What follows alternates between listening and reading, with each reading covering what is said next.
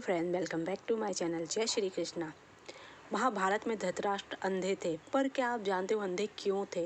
महाभारत जिसकी नींव धृतराष्ट्र की वजह से रखेगी, क्योंकि उनकी महत्वाकांक्षा थी कि वो राजा बने, लेकिन वो राजा ना बन सके क्योंकि वो अंधे थे।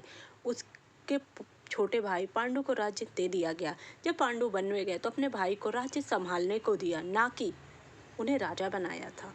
और ना ही उनका पुत्र दुर्योधन बड़ा था, फिर भी वो चाहते थे कि उनका पुत्र राजा बने। चलिए जानते हैं महाभारत में धृतराष्ट्र अंधे क्यों थे। लेकिन उन्हें यह अंधापन पिछले जन्म में मिले एक श्राप के कारण मिला था। धृतराष्ट्र ने ही गांधारी के परिवार को मरवाया था, लेकिन क्यों मिला था उन्हें अंधा होने का श्राप, और क्यों मरवाया था उन्होंने अपनी ही पत्नी के परिवार को? चलिए जानते हैं। भीम ने धृतराष्ट्र के प्रिय पुत्र दुर्योधन और दुशासन को बड़ी निर्दयता से मार डाला। इस कारण धृतराष्ट्र भीम को भी मार डालना चाहते थे। जब युद्ध समाप्त हो गया तो श्री कृष्ण के साथ युधिष्ठिर, भीम, अर्जुन, नकुल और सहदेव महाराज धृतराष्ट्र से मिलने पहुंचे और उनके साथ भगवान श्री कृष्ण थे। युधिष्ठिर ने धृतराष्ट्र को प्रणाम किया और सभी पांडवों ने अपने अपने नाम लिए प्रणाम किया। श्री कृष्ण महाराज के मन की बात पहले ही समझ गए थे। वे भीम का नाम नाश करना चाहते थे। धृतराष्ट्र ने भीम को गले लगाने की इच्छा जताई तो श्री कृष्ण ने तुरंत ही भीम के स्थान पर भीम की लोहे की मूर्ति आगे बढ़ा दी। धृतराष्ट्र बहुत शक्तिशाली थे। उन्होंने क्रोध में आकर लोहे से बनी भीम की मूर्ति को दोनों हाथों से दबोचा और तोड़ दिया, क्योंकि उनको बाहुओं में बहुत शक्ति थी। मूर्ति तोड़ने की वजह से उनके मुंह से भी खून निकलने आया और वह जमीन पर गिर पड़े। कुछ ही देर में उनका क्रोध शांत हुआ तो उन्हें लगा कि भीम मर गया,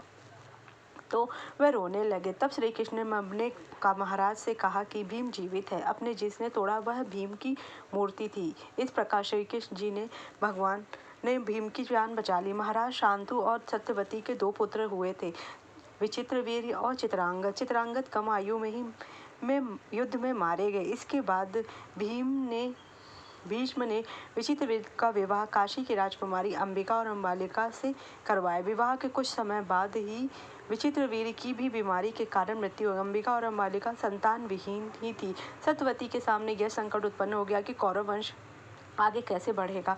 वंश को आगे बढ़ाने के लिए सत्यवती ने महर्षि व्यास जी से उपाय पूछे, क्योंकि वो उन्हीं के पुत्र। तब वेद व्यास जी ने अपनी दिव्य शक्तियों से अंबालिका से संतानोत्पत्ति की। अंबिका ने महर्षि के भय के कारण अपनी आंखें बंद कर ली, तो इसी अंधापन से धृतराष्ट्र का जन्म। दूसरी ओर राजकुमारी अंबिका भी महर्षि से डर गई थी।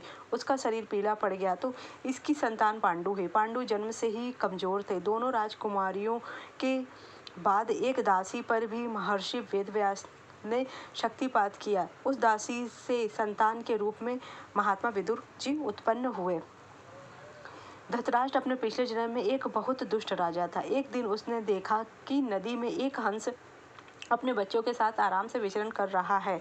उसने आदेश दिया कि उस हंस की आंखें फोड़ दी जाए और उसके बच्चों को मार दिया जाए। इस वजह से अगले जन्म में वह अंधा पैदा हुआ। उसके पुत्र भी उसी तरह मृत्यु को प्राप्त हुए जैसे हंस के हुए थे। धृतराष्ट्र, पांडु और विदुर के पालन पोषण का भार भीम के ऊपर था। तीनों पुत्र बड़े हुए तो उन्हें विद्या अर्जित करने भेज दिया गया। धृतराष्ट्र बल विद्या में श्रेष्ठ थे, पांडु धन विद्या में और विदुर धर्म नीति परायण में थे। तीनों पुत्र युवा हुए तो बड़े पुत्र धृतराष्ट्र को नहीं बल्कि पांडु को राजा बनाया गया, क्योंकि धृतराष्ट्र अंधे थे और विदुर दासी पुत्र थे। पांडु की मृत्यु के बाद धृतराष्ट्र को राजा बनाया गया। धृतराष्ट्र नहीं चाहते थे कि उनके बाद युधिष्ठिर राजा बने, बल्कि वे चाहते थे कि उनका पुत्र दुर्योधन राजा बने। इसी कारण वे लगातार पांडु पुत्रों की उपेक्षा करते थे। भीम ने धृतराष्ट्र का विवाह गांधार की राजकुमारी के गांधारी से करवाया था। विवाह से पूर्व गांधारी को यह बात धृतराष्ट्र को मालूम नहीं थी कि वो अंधे हैं। जब गांधारी को यह बात मालूम हुई तो उसने भी अपनी आंखों पे पट्टी बांध दी। जब पति और पत्नी दोनों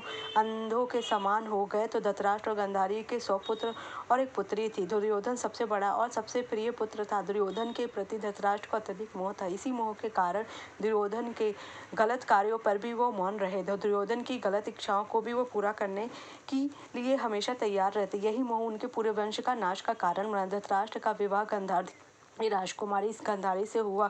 उसकी कुंडली में दोष था, जिसके कारण अगर जिससे भी उसका विवाह होता तो मर जाता, इसलिए उसका विवाह एक बकरे से कराया। बाद में उस बकरे को बलि दे दी। यह बात गांधारी के विवाह की छुपाई गई थी। जब धृतराष्ट्र को इस बात का पता चला तो उसने राजा सबल के 100 पुत्रों को कारावास में डाल दिया और उनको खाने के लिए एक मुट्ठी अनाज देता था। एक एक करके उसके 100 पुत्र मारे गए। शकुनी बाद में बच गया तो सबने उसके पैर तोड़ दिए कि जिससे वो अपने परिवार के विनाश का बदला ले सके। अगर आपको मेरी जानकारी अच्छी लगे तो मेरे चैनल को लाइक कीजिए, सब्सक्राइब कीजिए। Thank you so much.